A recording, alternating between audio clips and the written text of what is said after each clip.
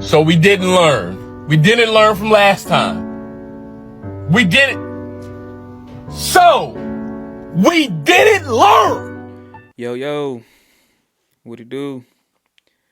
Just wanted to come and get my quick thoughts on this Eagles and Chief game that we had yesterday. I wanted to drop the video last night, but I was busy welcoming the newest Eagles fan into the world, so had to wait till this morning, and it should be a pretty quick video. As we know, the Chiefs and the Eagles game in Arrowhead yesterday was probably the most anticipated game of the week. It was called the game of the week, and I'm still confused at how it wasn't a primetime game. However, after watching the game, I'm actually okay with it having not been on primetime. I'm glad I didn't have to wait all day to see that. Now, of course, I'm gonna start. I'm always glad to get the win. I'll take the win every time. I'll take an ugly win over a impressive loss any day of the week. Happy to be 2-0. However, there are still concerns. There still are questions that need to be answered.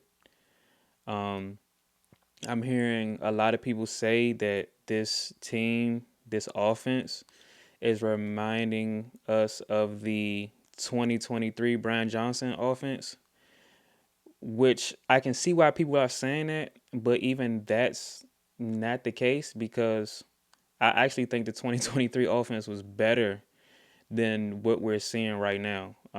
What people don't remember is that offense in 2023 was actually the 8th ranked offense. We just turned the ball over a lot, right? So it didn't seem like it. But I think what's happening now is Jalen Hurts has learned from that experience now and isn't forcing those same throws. So receivers are still not getting open again, but Jalen Hurts just isn't forcing the ball to his receivers, which is why like the offense is so stagnant. I mean, you throw 22 attempts and only get 101 yards. Like that's pretty dismal, right? Um, and if you look at the all 22, what I've been seeing is it's just a bunch of basic route concepts, like a bunch of mirrored concepts on both sides. Um, no creativity whatsoever, and it's just leading to receivers not getting open. Like even AJ Brown and Devontae Smith, as good as they are, cannot get open on these basic routes that they running on every play, man. They got to get more creative. Um, I think Jalen Hurts is doing the best that he can with what he has. Um, and if his best is 101 yards, then we probably are waiting on another collapse in the second part of the season. Sad to say. I do think we got enough time. Like they got plenty of time to figure stuff out. I'm sure by the time they get to the bye week, last year, a lot of people complained about how early the bye week was, and it ended up coming at the perfect time because we came out of that bye week with, such an adjustment. That bye week is the reason we got to the Super Bowl. Like the adjustments that we made during that bye week, switching over to a more run heavy offense, um, players speaking up, holding themselves accountable, holding each other accountable, speaking up for what they wanted from the coaches, and we got it done. So if we gotta, you know, kind of coast till week 9 this year until the bye, until we can make some real adjustments, so be it. Um, they've made it super hard on Saquon Barkley. I think he had like 60 yards last week. He came in with 88 and a touchdown this week. Um, like without the real threat to pass, it's a whole lot easier to key on Barkley. It's a lot easier to have 7, 8 people in the box. Um, and he's doing what he can too. So of course we were out without Dallas Goedert yesterday, who's injured yet again with a knee injury. They said it isn't serious, so maybe he'll be back in the next week or so. But that definitely didn't help in opening the offense at all, you know. So we'll just see how things go the next couple of weeks. I'm not trying to panic too much. It's only week 2, going into week 3. So I'm not going to panic. Like I said, I'm happy to be 2-0, but some things got to be adjusted and adjusted fast. We got uh, LA next week in Philly, another rematch from the playoffs. I'm not going to get too in depth about my predictions there. I'll wait until our video tomorrow when we go through all of the games and kind of give our breakdowns and predictions on next week's games. As far as the defense, I think the defense definitely improved. When you can hold the Chiefs to 17 points, that's always, you know, that's always a good outing for your defense. Now, like I said earlier, Patrick Mahomes was without his 2 primary targets. And then the target that he has left, Travis Kelce, I don't know. I think I'm not going to say he's fallen off a cliff, but he's definitely not what he once was. Like Travis Kelce excuse me, from any previous year, he doesn't drop that pass at the goal line that led to that interception. You know what I mean? You could see he got lazy with his head. He didn't whip his head around fast enough. He didn't get his eyes on the ball. Ball hit his hands and bounced off.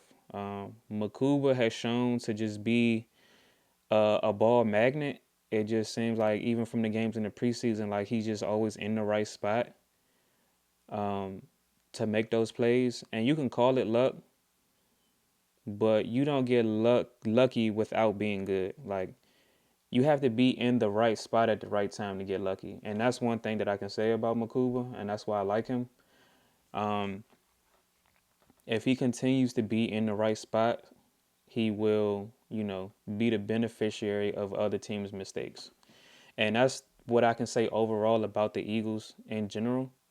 We didn't do it in a flashy way, but the key was that we didn't make any mistakes. You don't have to be flashy when you just don't make any mistakes. You wait for the other team to make a mistake, you take advantage of it, and you take advantage of those opportunities when they come. And I think that's what happened. Like I said, it's going to be other teams who offense are a lot more, explosive and aren't going to drop passes like receivers have done in the last 2 weeks. We're going to go up against teams that are much better at running the ball than the teams in the past 2 weeks, and that's when our true test is going to come. Next week I think we got another good test next week, and then we follow that up with a game in Tampa Bay, and we always struggle with Tampa Bay. So we got games on the schedule that will really tell us within the next few weeks what we got. But I do think that the defense, improved quite a bit from week 1 to week 2. They say that is the biggest opportunity for improvement for any team is between week 1 and week 2. And I saw big improvement from the defense, not so much the offense. But we'll give them a little bit more time simply because we know we got a new OC. The defense, they're in the second year of Vic Fangio, so everybody is pretty familiar with what's going on. They probably just had to knock some rust off and everything like that. So, I'll give the offense a couple more weeks before I start panicking. I could, get into the downfall of the Chiefs. And like I said, we will talk a little bit more about that on tomorrow's video when we break down the games. But this isn't a Chiefs podcast, so I'm not going to spend too much time talking about the Chiefs. But I know most of the people who are going to watch this podcast are either happy or not too sad about, what's going on in Kansas City. I'll just leave it at that.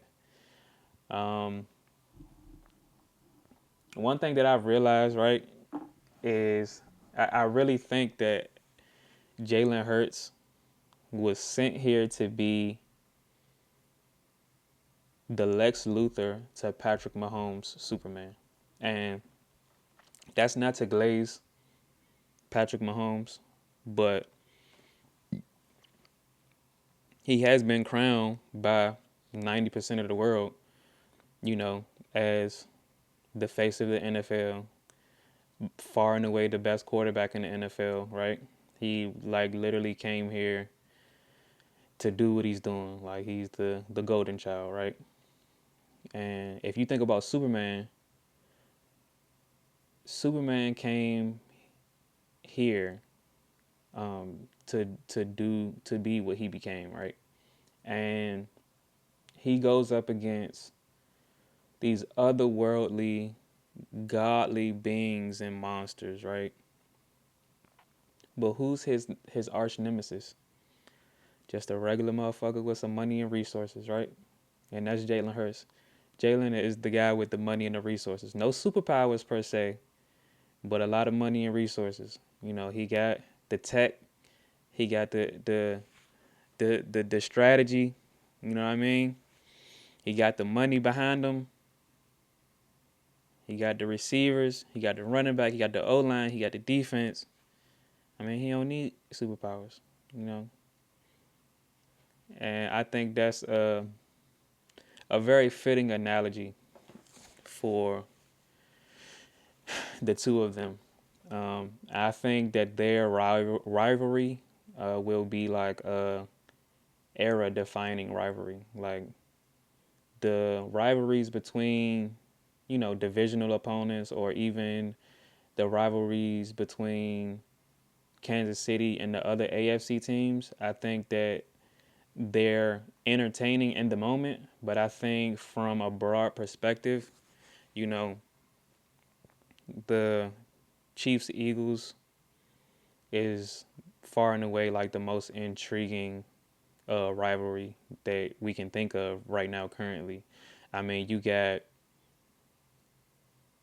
two teams who, okay, the Jalen and Patrick are the only quarterbacks to have won Super Bowls against each other. Like no other pair of quarterbacks have won and lost a Super Bowl to the same quarterback, which already makes it super interesting. And then you got all the other factors, you know, brothers who played for each of the teams, and you know, Andy Reid being the former coach of the Eagles who could never get it done with the Eagles, but then goes to Kansas City and wins multiple Super Bowls, and then we still find a way to win a couple of them. You know what I mean? Like, it's just, I think in 10 years from now, we'll look back and say that this is probably one of the better rivalries in history, especially like inter-conference. You don't get a lot of inter-conference rivalries, and I think that's what makes this one pretty special.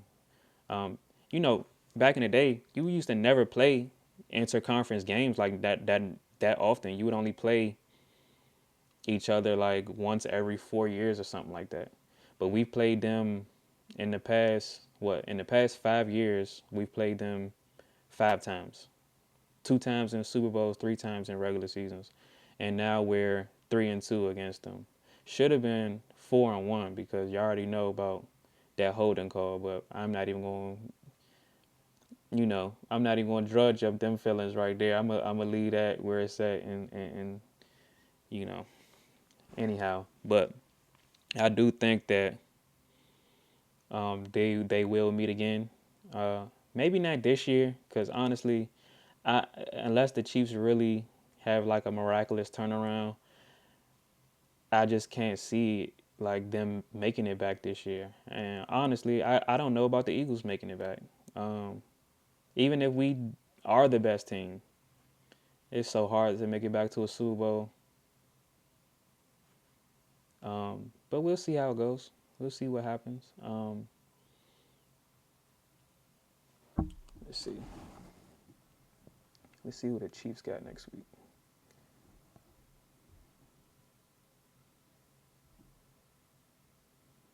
So the Chiefs got the Giants next week. If they can't beat the Giants, they're cooked. They're cooked, bro. Then they got the Ravens, they get the Jaguars, and then they get the Lions. Like, they gotta be able to win at least a couple of these games coming up. Um, but if they go, if they got a schedule on them though, because they play the Commanders week 8, then they play the Bills week 9, going into their bye. So that could be like realistically, I see like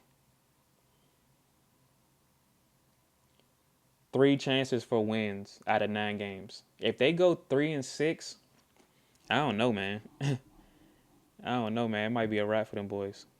But like I said, we're gonna be breaking down more of the games.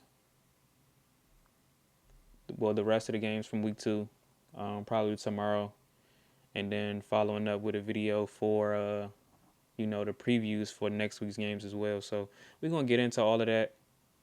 But let me know your thoughts on the game and how it went, and how y'all feeling about this Eagles offense.